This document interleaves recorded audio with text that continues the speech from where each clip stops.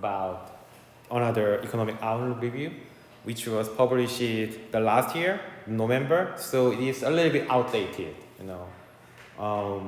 It has been spent about a year almost. So some argument printed out in this Polish paper is really outdated, so it is wrong. And we know that, so there is no problem in understanding some core elements of this policy review. So because we know the fact, we know the observation, we know the observed data set that gives us a lot of chart and flow or some graphics. So we know what really happened in this year or in the last year. The thing that we should more focus on will be their point of view. They are the OECD, pretty much different from the World Bank, our previous study objective. So before starting this chapter, we need to know the difference between the World Bank and OECD, and so that we can differentiate the point of view of the one institution from the another. The World Bank, the most important policy goal of the World Bank is to help poorer countries by collecting some financial resources from the advanced countries. They try to redistribute their resources to a little bit of low-income country. So most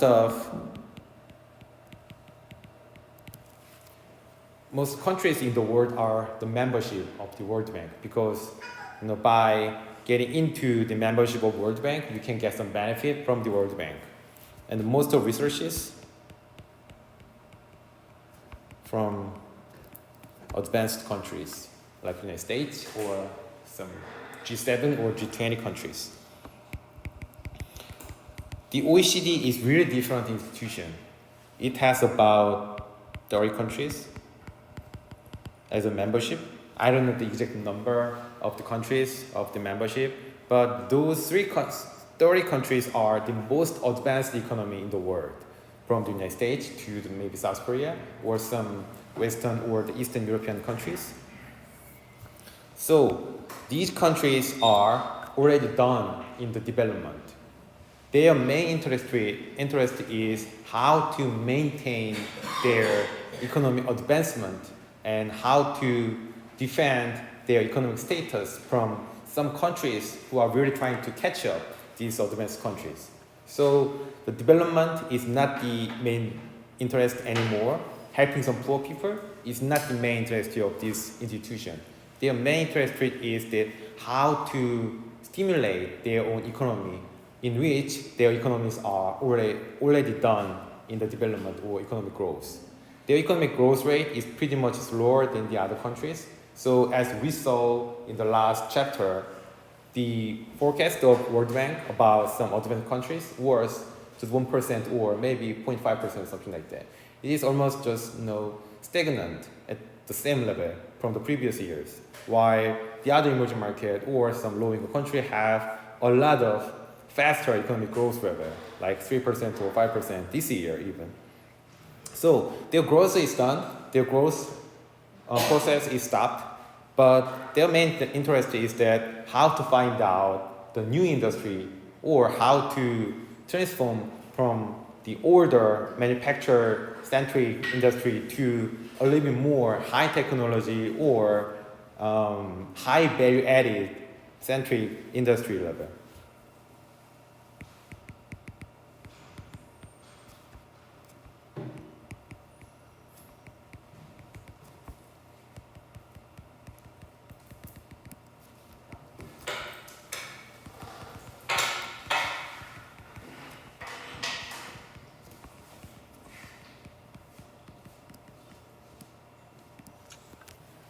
So the main goal of the OECD is making a little bit of more strengthening cooperation between the membership countries.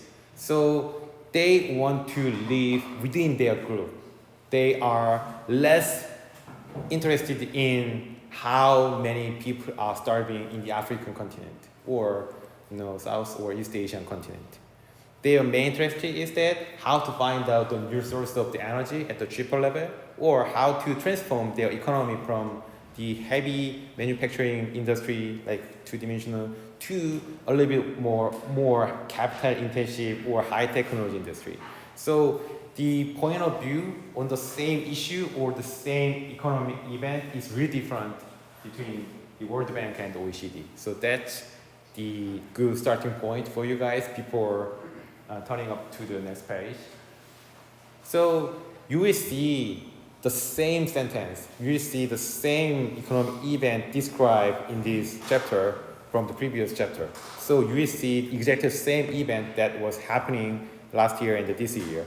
But the point of view of this institution is a little bit different from the World Bank, so that's your main interest of the studying while reading this chapter with me.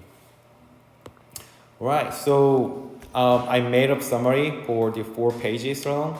So the first page is always the same. The main or the most important economic event that we observed from the last year up to date, this year, was the surge of the inflation. So the inflation was the main kinds of source for the other subsequences of the economic event. So this inflation surge was really unprecedented. It is really historical level. So it registered also the historical level of the energy crisis. That's the main interest of the OECD. World Bank was more concerned with the food insecurity of the low-income country, as you remember.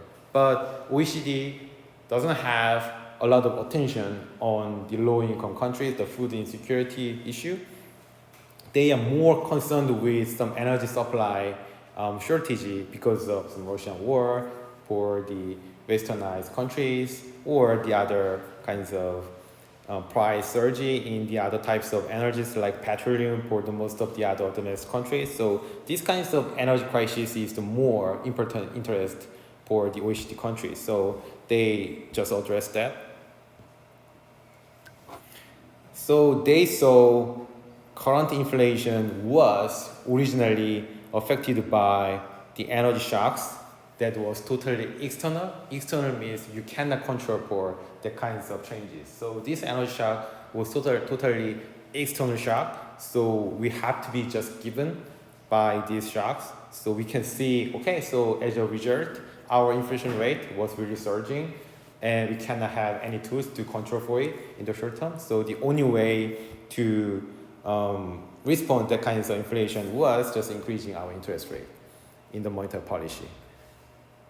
So in order to understand this OECD's concern about the inflation, we need to dissect some structures of the inflation first. So,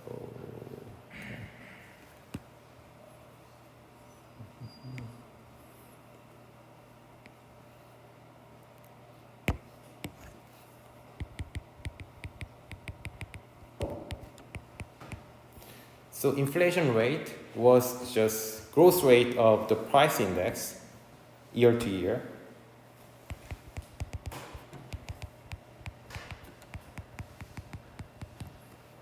And this price index is usually measured or estimated by the CPI or the consumer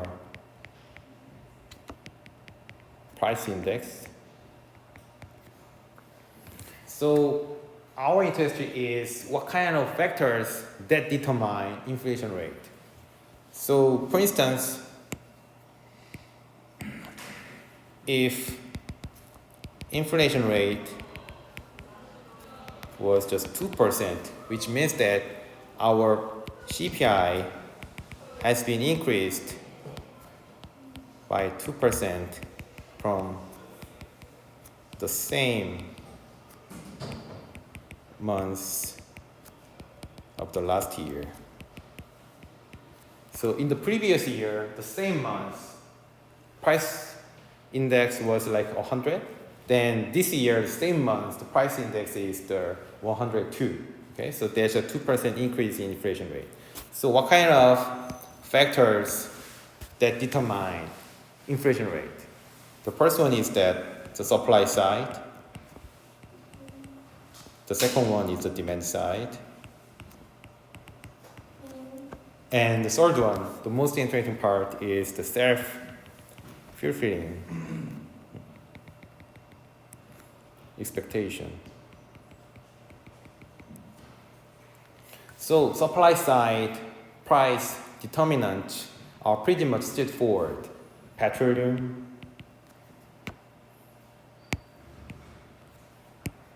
kinds of oil prices, or some food prices, or the food related intermediate good.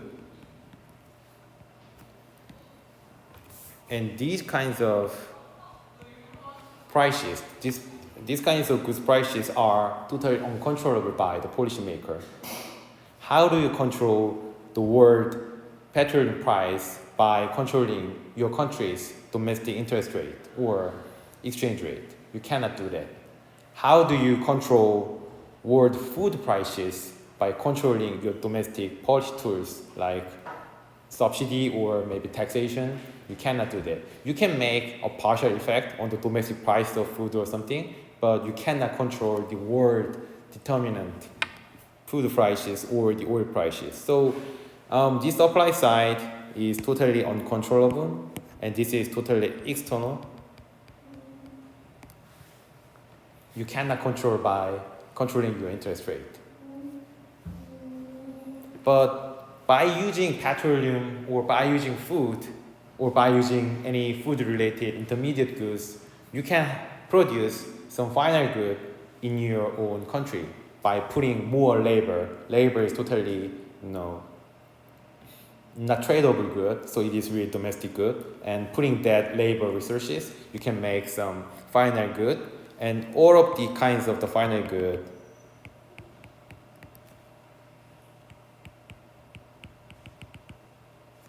domestically consumed. The prices of any final good in our country are really kind of demand side, because if your income goes up, you can consume more. Then by the demand increasing, the price of this good is also increasing. From your principles of economics knowledge, the same. If supply is fixed and your demand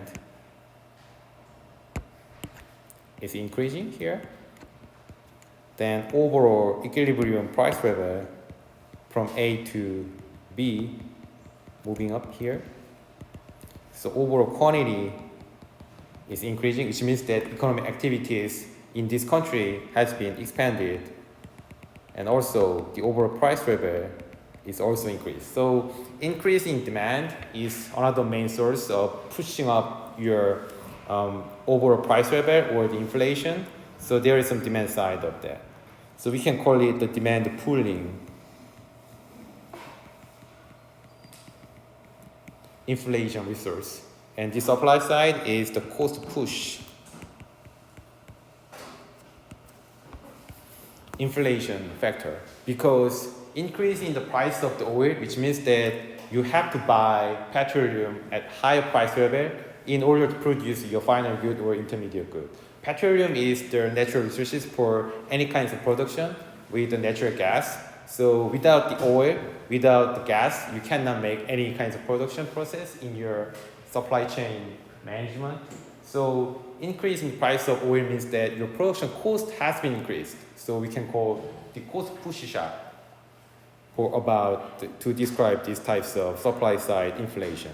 So there are two types of inflation factors. One is the cost push, which is originally come from the supply side, and the demand pooling inflation factor, which was come from the demand side, your consumption, household or the firm's consumption desire or real economic activity side of that. The third one, the most interesting part, is the self-fulfilling expectation. So you can have your expectation about the future inflation rate. If you think the future inflation of our country will be increased, then what will happen in your current economic action?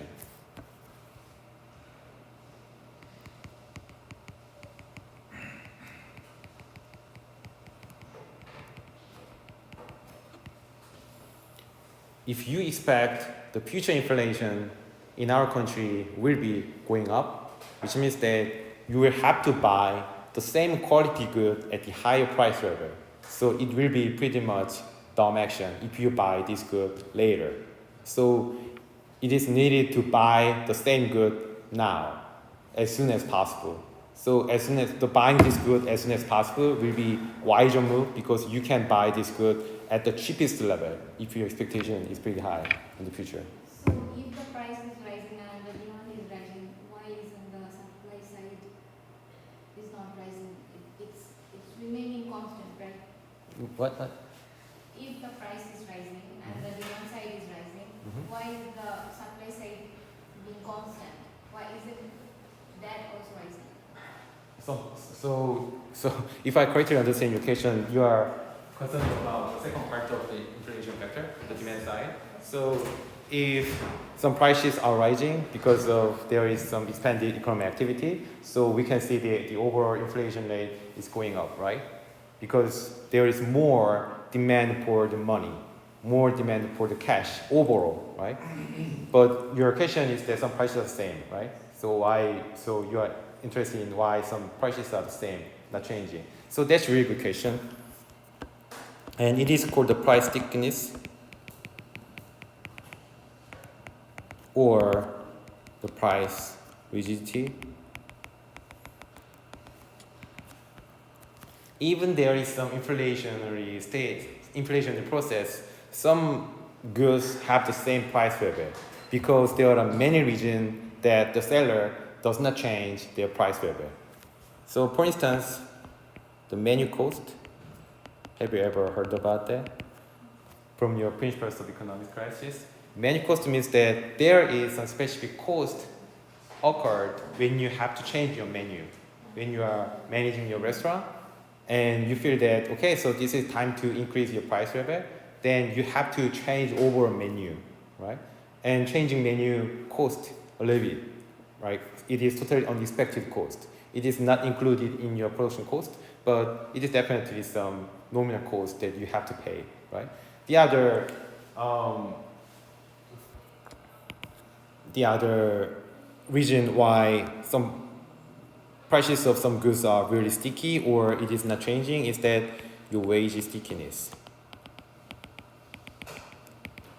Because your wage is determined by your wage contract, and this wage contract is 1 or 2 years based, not daily based changes, right?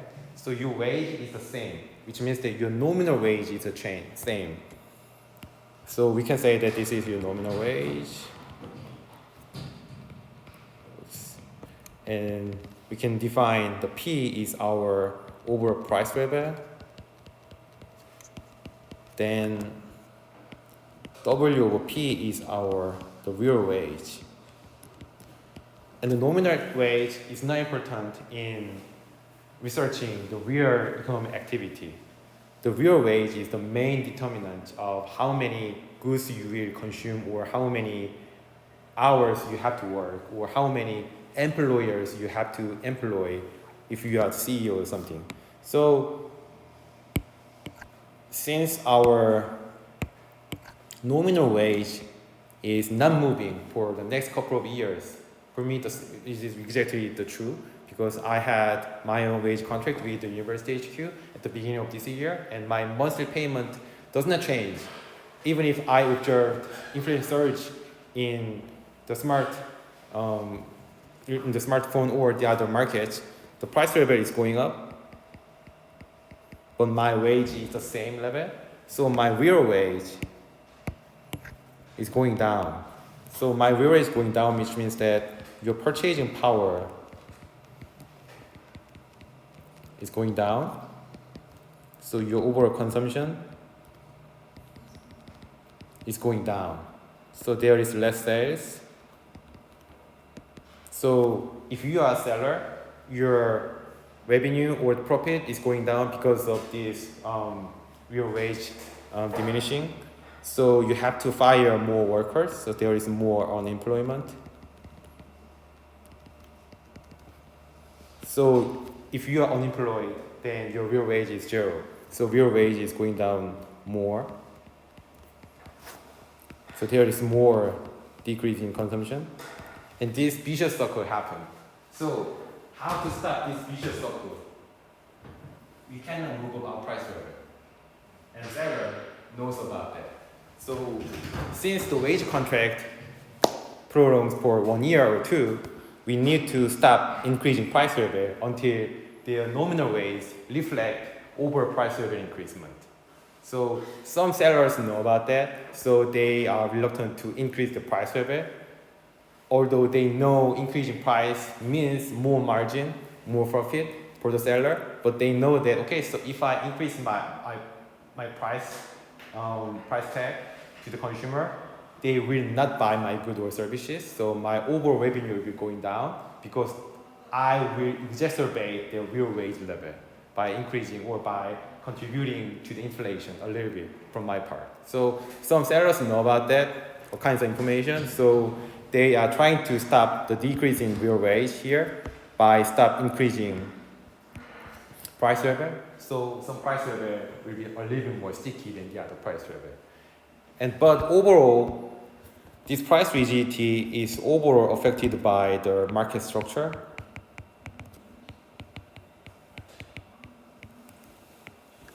If we have perfect competitive market and the market is cleared every time, if we have this assumption, price will be totally flexible.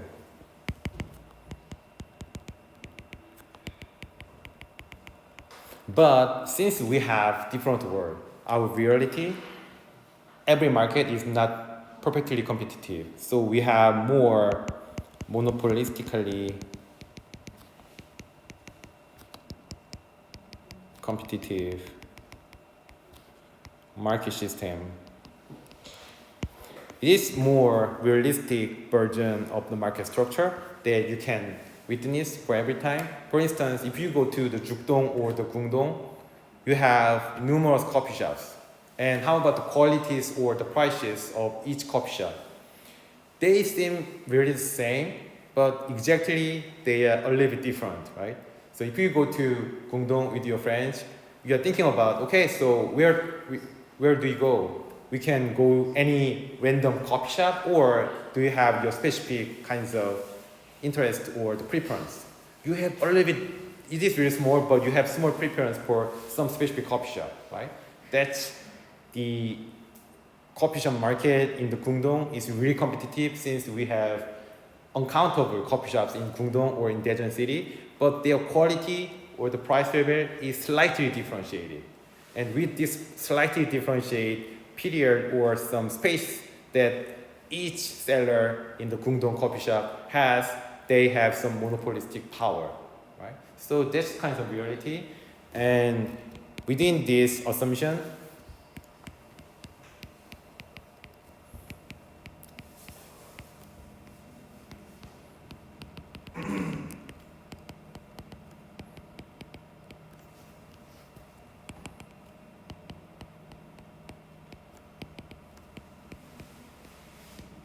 if there is a demand changes for the specific goods or services, then each single seller will not change the price level, but they will change the quantity of supply within this price range.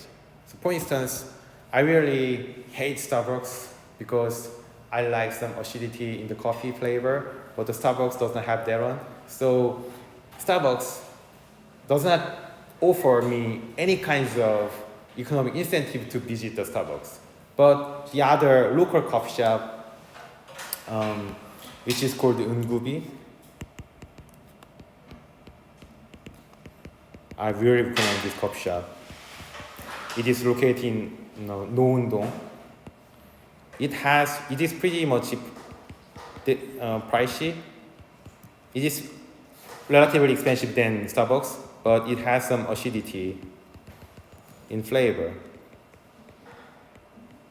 So the customer, like me, love to visit Eungubi coffee shop that is further from our university and Starbucks is pretty located in the really close distance here, walking distance, but I will not go Starbucks, but go to this Ingubi coffee shop because this coffee shop offer me exactly what I want in the coffee flavor. So I go there, but for some reason, I cannot go to this coffee shop today because I was really busy. So there is some small decrease in demand for the Ingubi coffee shop. Then the Ingubi coffee shop owner will just think about this decrease in demand. Okay, so the one customer from the Chungnam National University, I know that guy is a professor of the university that come to our shop for every day, but he didn't come today, so we will kind of short of our supply because this guy does not show up. So what kind of things we can do? Decrease in our prices? No, they will wait until I go there again, right? So they will just control for the quantity, not the price, in this price range or in this small market. This is market within market. This market is expensive, but with more acidity in the price, in the flavor. This Ungubi coffee shop is a monopoly farm. But in overall coffee market in the Daejeon city, there are so many coffee shops competing each other. So this one is just in the competitive market, the more competitive market. So they have some monopolistic power within some specific range of that. So they will not change price level in the short term. So there are numerous other reasons why firms do not change the price level in the short term. But in the longer term, longer time horizon, most of firms will change the price level flexibly. So in the short term, there is some price rigidity for some market, but overall price level will be definitely fluctuated because this price level means which is really national level. So in the national level occupation, we can see, okay, some national price level is pretty much fluctuated naturally, and it is really well accordance with your overall economic activity. So if there is more economic activity, which means there's some economic boom there, then there will be definitely some price increase expectation there. So how about current situation? We are pretty in some difficult situation here worldwide. So we can expect that our future inflation will go down, right? So watch your smart move right now. Not to buy now, wait until price go down, right? So this is the future expectation effect. If you expect your future inflation is going down, which means that the same good price level will go down, so you can buy the same good at a cheaper price level within your expectation. So if you believe your expectation is right, then your best move is not to buy any goods or services. Just wait until your expectation is realized in the reality. So interestingly, if you have some level of expectation about the future inflation, it will affect your current consumption or investment action. So this is the third factor. And the monetary policy will directly control this self-fulfilling expectation here.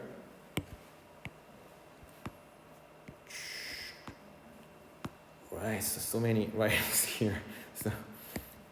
So for instance, if central bank increases their interest rate, so what is economic meaning of this policy action? Increasing rate, harder to borrow money. So your current consumption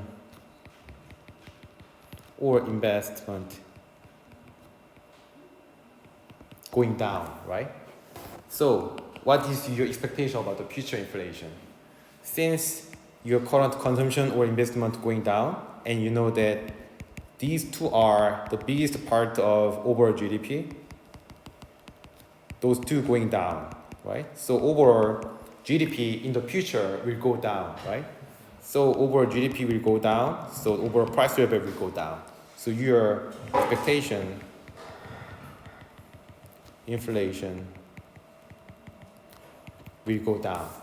So that's the reasonable logical flow for each consumer if they face increase in interest rate. And this increase in interest rate is totally 100% controlled by the central bank or the policymaker. So, what's your smart move with your expectation? You can not consume right now. You cannot invest right now because you can do that with a cheaper price level. So, this is kind of a waiting game getting started. So, with this logical flow, the monetary policy maker can make an effect on each consumer that they should reduce their consumption level. So the monetary policy maker can accomplish their policy goal by making any kind of changes in the consumer's mind. So this is kind of mind game or affecting their logical thinking, so that the overall economic activity will be depressed further. And this is exactly what the central bankers want to see in the future. So this is not really happening event. This is just thinking or kinds of real expectation, not realized here. But central bank can make people think like this by increasing interest rates. So so we are increasing the rate, so you're gonna be facing pretty much tough time in the future. You're gonna get a little bit harder to borrow some money.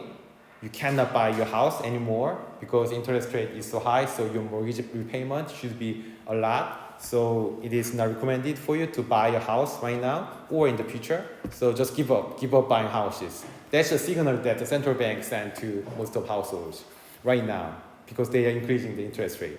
So every household receive this signal so that, so interest rate is pretty high, so it is getting harder and harder to borrow some money. So we need to squeeze our consumption budget, because increasing interest rate means that it's getting harder to borrow money. So it is really important to clear out our old loans services. So repay as soon as possible every debt, so that we can have as many income as possible to spend our really buying some necessity good or services like food or clothing or some kinds of energy.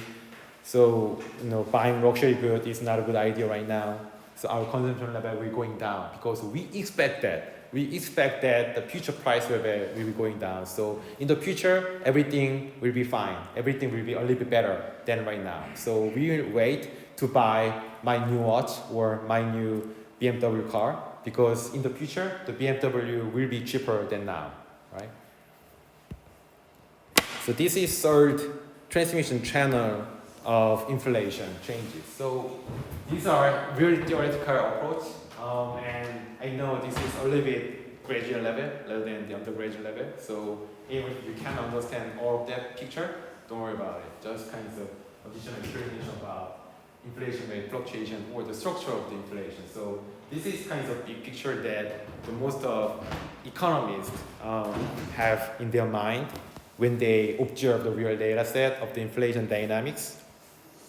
So in summary, we have three parts. First one, the supply side inflation determinant, the demand side determinant, or the self-fulfilling dimension of inflation dynamics. And coming back to our page,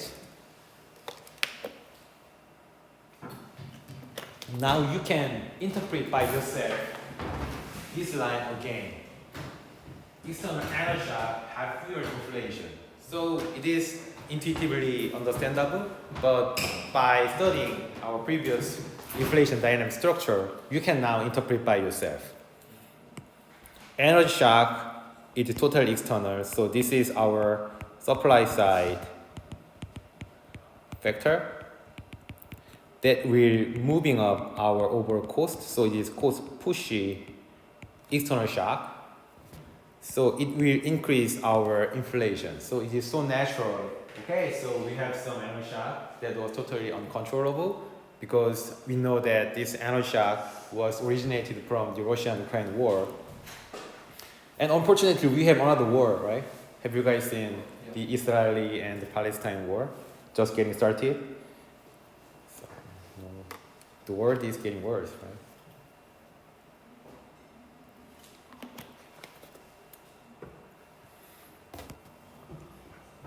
So as a result of this inflation, economic downturn due to energy crisis is really obvious, pretty much obvious. So the OECD predicts that the growth rate at 2.2%, which was a little bit higher than the prediction by the World Bank in our previous chapter. And the OECD country has a lot of expectation on the Asian side of the economy, the primary engine of the growth.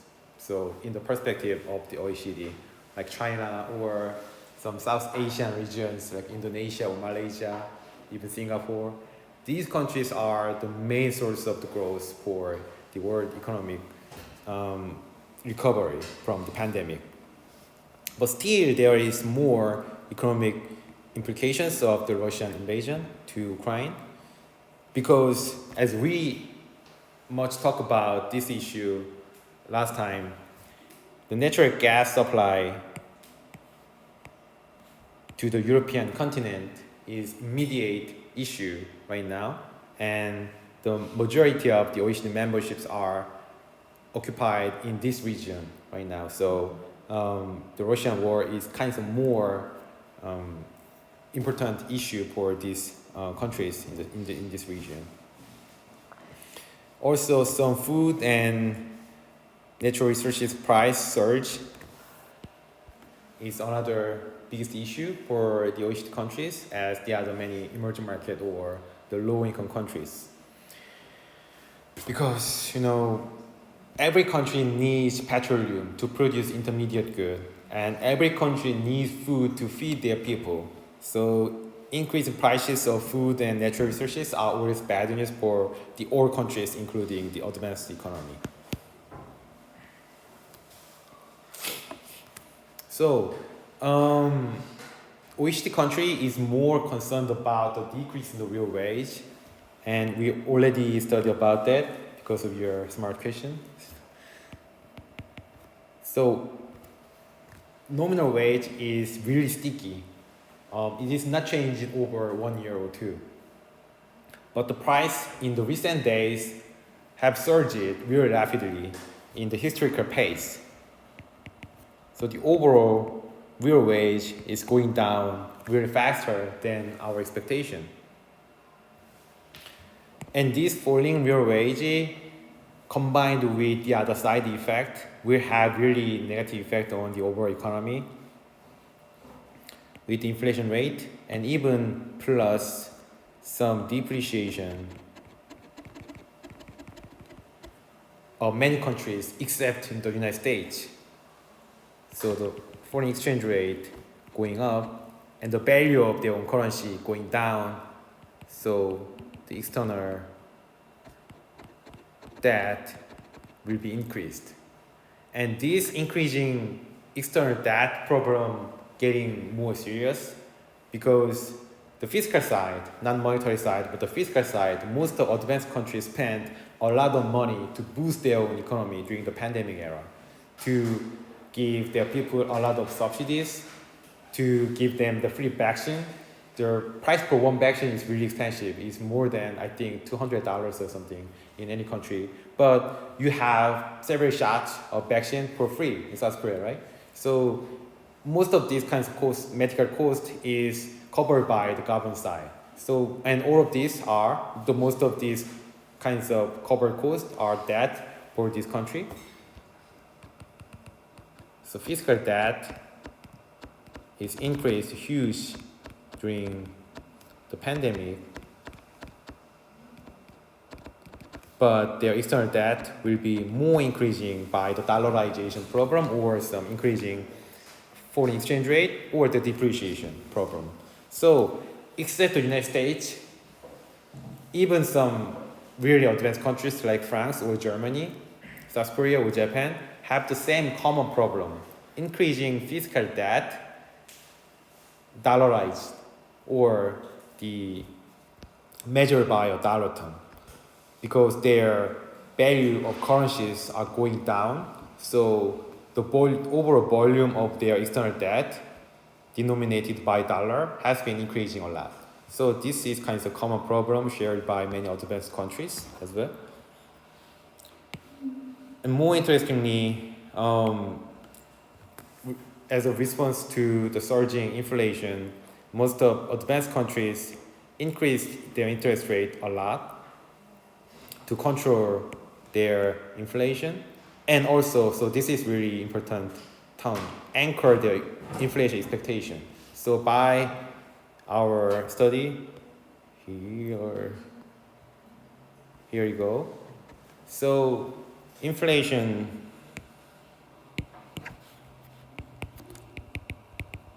is the starting point of their policy changes.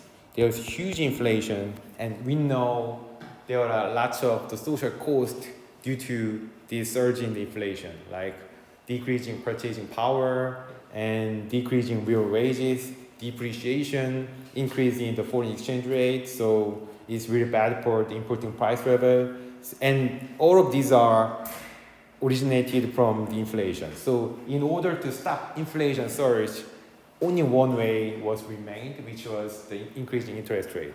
So if you increase your interest rate, then your future expectation about the inflation is going down. That's your important policy channel that the central bank is really aiming for.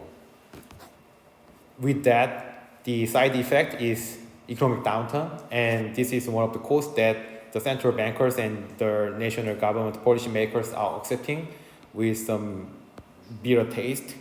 But stopping inflation surge is the primary goal for the most of advanced countries. So they are partially successful in sustaining inflation rate, but as a side effect, the economic downturn will come soon. And the fiscal stimulus has been criticized a lot for their excessive stimulation package, as we discussed in the last time. For instance, in South Korea, the government of South Korea gave the nominal money to most of people in this country. And it is really wide ranged and it required a lot of budget. But overall effect is just stimulating their demand side of consumption excessively. So increasing demand but decreasing supply means that a lot of inflation. So fiscal stimulus package, including subsidy or exemption of taxation or giving them the free money, is a result of the inflation. So which means that the monetary policy had to increase the higher interest rate. Higher interest rate means that there is more binding condition for some potential borrowers. So higher level of depression potentiality coming in the next year or so. So these are the big picture that the OECD draws out, and I personally agree with most of their points, and their logical flow seemed no flow or no kinds of problems. And yeah, I agree with the most point of view until so far. The more interesting part is now the kinds of risk that the OECD point out. So their primary concern is definitely the energy crisis. We will see the result in this upcoming winter, maybe 1 or 2 months later. We see how much the energy price level in the European continent raised up also. And we can see the magnitude of the problem will be definitely estimated by this inflation level. And most of this energy price surge in the European continent was resulted from the supply chain disruption. And we have also some expectations about the interest rate hikes will continue a little bit more until the end of the next year. And this high level interest rate means that your debt repayment is a little bit more burdensome.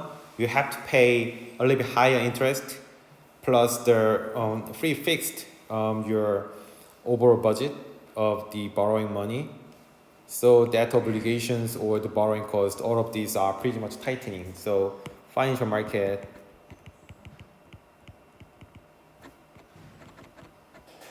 is tightening a little more. And many economists predict that until the end of the 2024, the United States increase 1 or 2 times more their interest rate until the end of 2024. So it is longer than the expectation that the other countries really hope for, because the other countries like South Korea or even China has really lower inflation rate, so they don't need to increase their interest rate. For us, South Korea also have huge decrease in inflation rate in the current month, so we don't have to increase our interest rate a lot. But the problem is still in the United States. Their economic recovery pace is pretty good.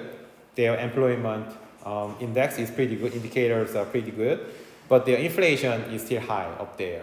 So that gave a Fed a kind of confidence that they can increase interest rate a little bit more, because with this high level interest rate, the United States, the American economic activity is not depressed a lot. They have some resilience to recover from the pandemic. So they have a little bit more confidence that, okay, so we can increase our rate 1 or 2 times more so that we can kind of curve our inflation rate further.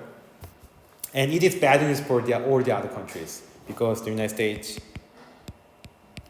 if increase the rate a little bit more because of their own domestic inflation,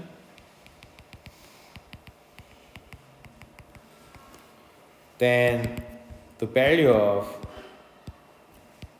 dollar will be strengthening more. So as we saw, the capital outflow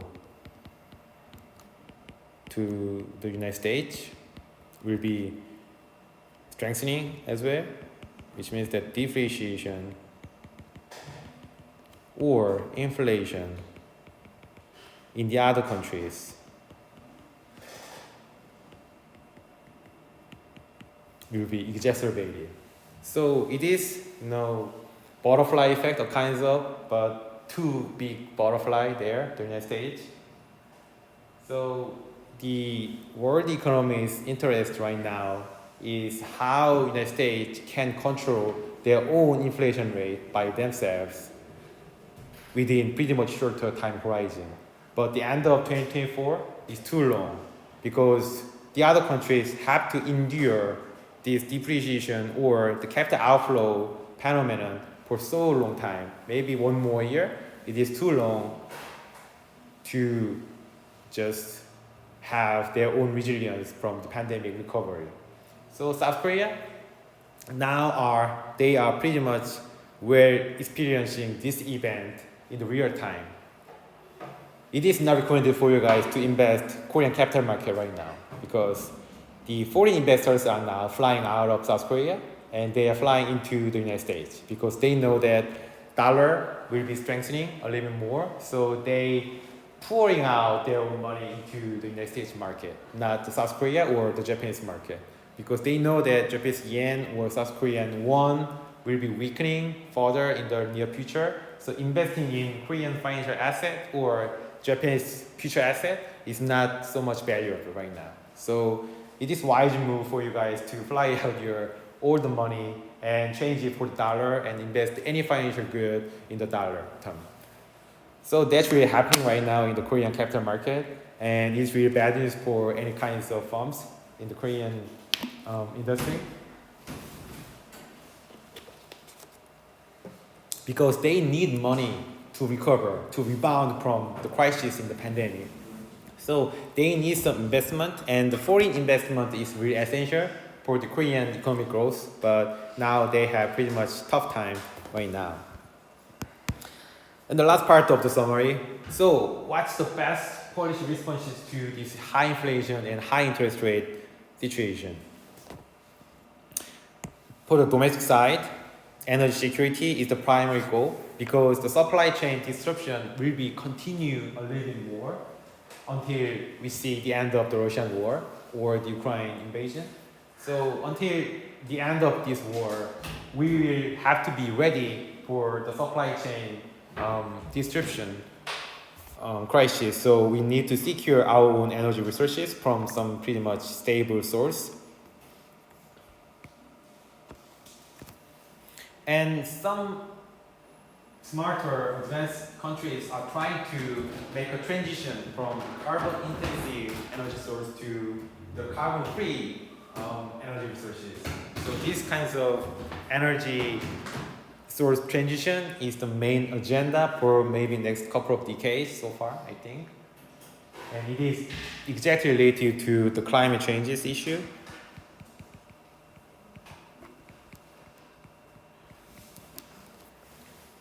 My car is Volvo. Do you guys know the Volvo?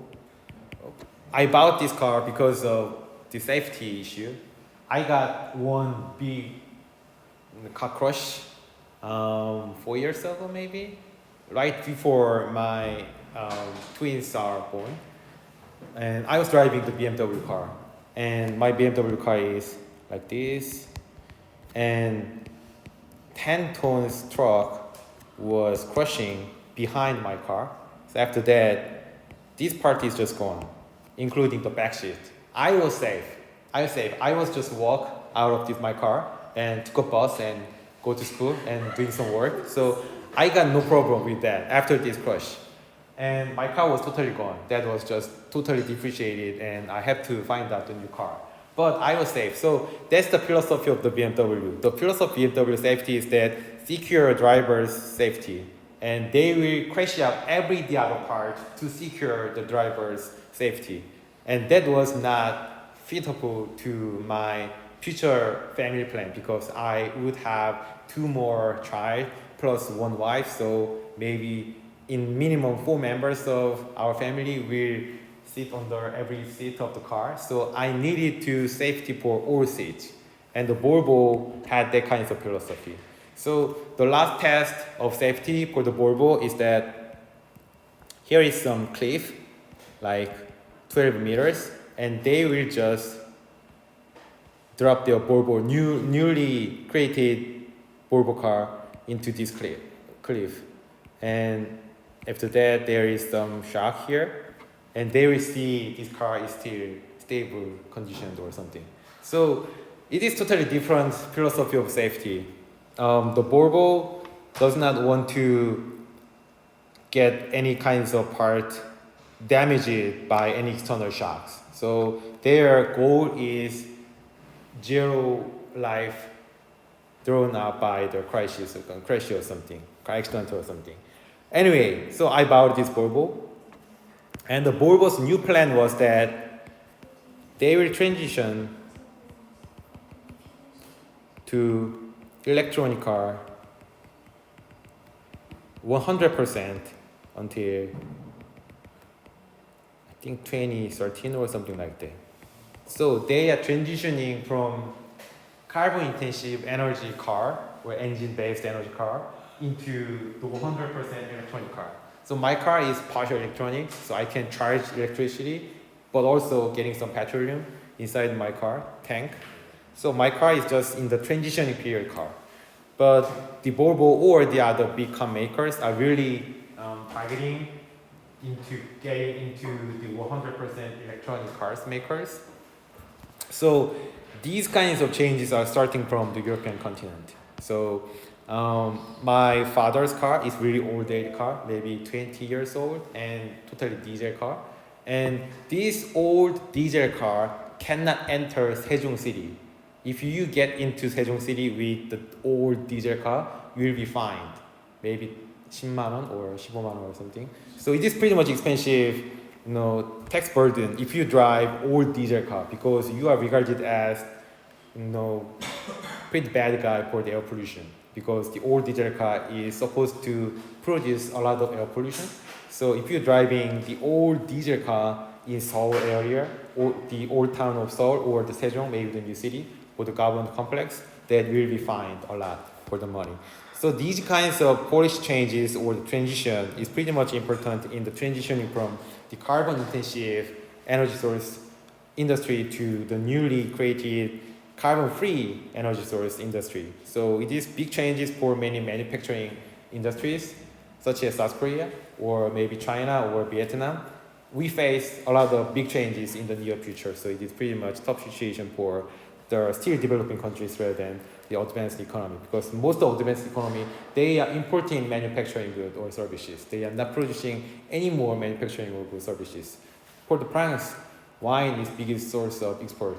For the England, pop music or maybe soccer is the main source of exporting goods or services. So they are already escaping from the manufacturing industry. But South Korea is still remain in some part of manufacturing industry, but the regulation is transitioning from the carbon intensive manufacturing industry. So it's big changes for these kind of countries and these big challenges about that. But don't you think that since it's have artificial intelligence in their car, like when they're driving, for new drivers who are not so well at driving, they might rely on that, like, it has artificial intelligence, so I might be less careful. Or someone like you are driving with your family, you are talking to them, you are thinking that it's artificial intelligence, it will save you. But after it's a machine, might get defected or something, then it might be dangerous or something. Like I saw some of their videos, they are stopping, even there is no people, and sometimes they will stop, even they are getting going a cat or something in the road. Yeah, right. So what do you think about this?